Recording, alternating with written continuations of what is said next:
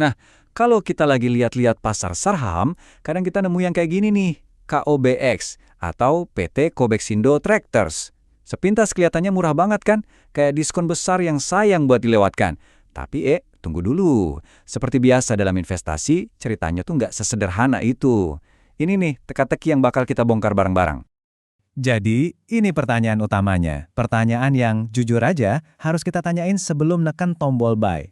Apakah KOBX ini sebenarnya permata yang belum kelihatan? Atau jangan-jangan sebuah jebakan? Kelihatannya murah, tapi ada kenapanya. Yuk kita selidiki bareng-bareng selangkah demi selangkah. Oke, pertama-tama kita coba lihat dari kacamata seorang value investor. Kenapa sih saham ini bisa bikin kita noleh?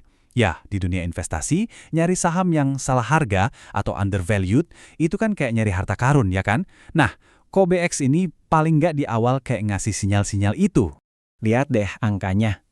Price to book value atau PBV-nya cuma 0,6 kali. Maksudnya apa sih? Gini deh gampangnya. Pasar itu ngergain perusahaan ini cuma 60% dari nilai bersih asetnya. Bayangin aja, Anda bisa beli aset senilai 100.000 cuma dengan 60.000. Wah, ini kan sinyal murah klasik yang biasanya bikin mata para value investor berbinar-binar. Nah, pas kita sandingin sama kompetitornya, makin kelihatan bedanya. Price to book dia 0,6, sementara rata-rata industrinya 1,4.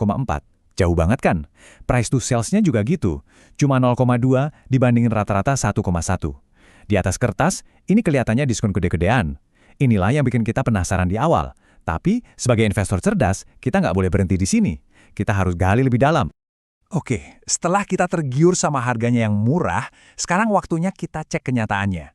Ingat, valuasi itu cuma bagian depan toko. Kesehatan perusahaan yang sebenarnya itu ada di laporan keuangannya. Mari kita intip ke belakang. Dan disinilah kita nemuin red flag pertama. Dan ini gede banget. Ternyata perusahaan ini susah payah buat untung. Coba pikir, apa gunanya harga murah kalau bisnisnya sendiri nggak bisa cetak duit kan? Angka-angka ini nggak bisa bohong. Return on equity-nya minus 31%. Artinya, buat setiap rupiah modal yang disetor pemegang saham, perusahaan malah kehilangan uang. ROA-nya juga minus. Net profit margin minus hampir 13%. Intinya, perusahaan ini bakar duit dari modalnya, dari asetnya, dan dari setiap penjualan yang mereka lakukan. Dan kalau kita lihat trennya, ini bukan masalah sekali kejadian. Grafik ini nunjukin kerugian terus-menerus selama beberapa periode. Malah, di 9 bulan pertama tahun 2025, ruginya bengkak banget. Ini artinya masalah profitabilitasnya tuh udah kronis, bukan sekedar lagi apes. Dan ini dia angka yang mungkin paling bikin deg-degan. Debt to equity ratio atau DER-nya itu 5,54 kali. Artinya utangnya 5 kali lipat lebih besar dari modalnya sendiri. Ini ibarat jalan di atas tali dengan beban yang berat banget. Risiko finansialnya super tinggi. Kena guncangan dikit aja bisa bahaya banget. Oke, kita udah lihat jeroannya yang ternyata banyak masalah. Sekarang coba kita zoom out sedikit. Gimana sih posisi KOBX ini di medan perangnya? Karena kan nggak ada perusahaan yang hidup sendirian di pulau terpencil. Di sini kelihatan jelas banget petanya. KOBX ini ibarat pemain kecil yang harus berhadapan langsung sama raksasa kayak United Tractors atau UNTR dan juga Hexindo, HEXA. Bedanya tuh kayak langit dan bumi. KOBX utangnya tinggi banget, sementara UNTR rendah. UNTR dan Hexa rutin bagi dividen, KOBX ya gitu deh. Plus, bisnis UNTR itu udah diversifikasi kemana-mana, jadi lebih tahan banting.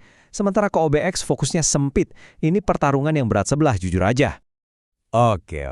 Sejauh ini kelihatannya surem ya, harga murah tapi dalamnya banyak masalah, rugi terus, utang numpuk, lawannya raksasa. Tapi, tunggu dulu, setiap cerita investasi itu kan ada potensi plot twist-nya. Jadi, apa masih ada harapan buat KOBX? Nah, jawabannya mungkin ada di sini. Walaupun KOBX lagi terseok-seok, ternyata industri alat beratnya sendiri lagi mau tumbuh pesat. Proyeksi dari PAB ini bilang kuenya bakal makin gede. Ini ibarat angin dari belakang yang bisa aja ikut ngedorong perahu KOBX, meskipun perahunya lagi agak oleng. Dan yang paling penting itu ini, sumber pertumbuhannya itu pindah. Ketergantungan sama batu bara udah mulai berkurang. Mesin uang yang baru sekarang itu datangnya dari nikel karena revolusi mobil listrik dan juga dari proyek-proyek infrastruktur gede dari pemerintah. Nah, pergeseran ini bisa jadi malapetaka buat yang nggak siap, tapi bisa jadi peluang emas buat yang bisa ngikutin arusnya. Dan inilah dia strategi KOBX. Mereka kayaknya sadar dan coba buat menempatkan diri pas di tengah-tengah gelombang baru ini. Mereka ngegeser fokus ke nikel, infrastruktur, dan juga perkebunan. Nah, nasib mereka ke depan itu ya tergantung banget sama seberapa jago mereka ngeksekusi strategi putar haluan ini. Bisa nggak mereka merebut pasar di segmen-segmen yang lagi naik daun ini?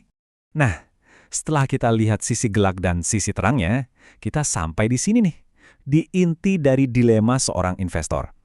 Pertarungan klasik antara potensi cuan gede versus resiko yang juga gede banget. Yuk kita rekap.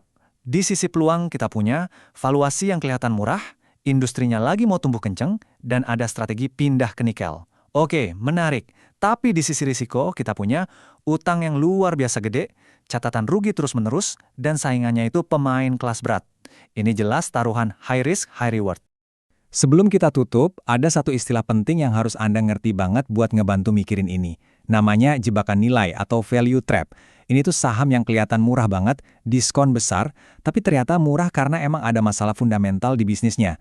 Nah, pertanyaan besarnya, apakah Kobex ini masuk ke kategori ini? Pada akhirnya, semua kembali ke satu pertanyaan ini. Sanggup nggak Kobex bertransformasi sebelum mereka keburu remuk dihantam utang? Mampukah mereka menjalankan strategi barunya dengan cukup cepat, merebut pasar nikel, dan membalikan kondisi keuangannya?